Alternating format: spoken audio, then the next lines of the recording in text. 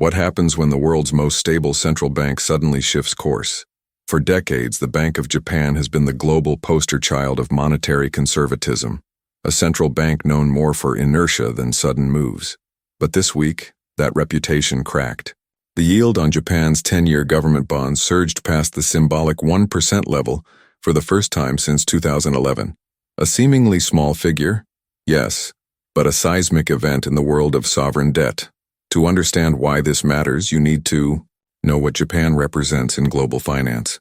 Japanese bonds are not just domestic instruments, they are global benchmarks. With one of the largest pools of domestic savings in the world and a deeply liquid bond market, Japanese government securities have long served as a low-risk, low-yield anchor in international portfolios. Investors from all over the world used Japanese debt as part of the global carry trade, borrowing cheaply in yen and reinvesting in higher-yielding assets abroad. But that model only works when Japanese interest rates remain near zero. Now that's changing. The Bank of Japan announced it would reduce its bond purchases, a move that caught investors off guard. After years of aggressive quantitative easing, the central bank is signaling a policy normalization. This is a sharp deviation from the status quo that persisted for more than 2 decades. In a global financial environment already rattled by inflation, war, and tightening monetary policies elsewhere, Japan was the last major economy clinging to ultra-loose policy. Not anymore. The yield surge triggered immediate volatility in Asian markets. The Nikkei dropped nearly 2%, while the yen rose sharply against the dollar. Bond markets across Europe and the United States followed with small but notable increases in yields. The reason? Investors are recalculating risk across the board. If Japan, the ultimate holdout, is raising the cost of money, then the era of cheap liquidity might truly be over. This isn't just a Japanese story.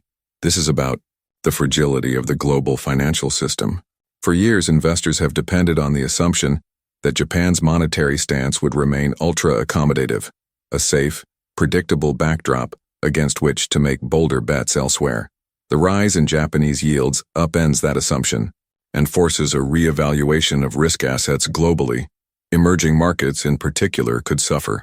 Higher Japanese yields may encourage domestic investors to repatriate capital, pulling money out of riskier foreign assets. That would put pressure on currencies and bond markets in countries like Brazil, Indonesia, Turkey, and South Africa.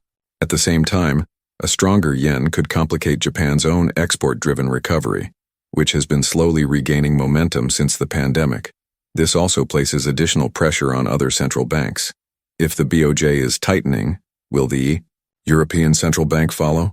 Can the Federal Reserve pause interest rates when the global yield environment is shifting upwards? Or will they be forced to hike again to maintain relative attractiveness of U.S. Treasuries? In short, Japan's decision to let yields rise isn't happening in a vacuum. It's a domino falling in a global chain of financial dependencies. There's also the psychological impact. For a generation of traders and investors, Japanese yields above 1% are a foreign concept.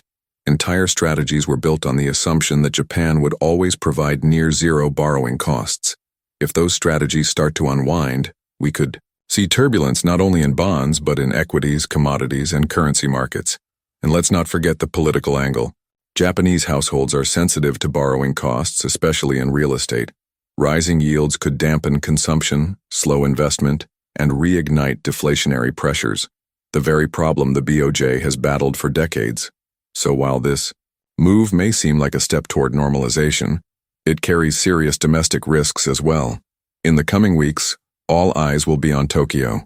The BOJ's next moves, whether it doubles down on this shift or backpedals under market pressure, could determine the mood of global markets for the rest of 2025. For now, what matters most is this: the age of Japanese yield suppression may be over. And if that's true, we're entering a new financial era, one where even the quietest players can cause earthquakes. What do you think? Is Japan triggering a silent monetary revolution or just testing the waters? Hit subscribe and stay close to Global Pulse, Black Edition, where we read the global markets in the dark, so you don't have to.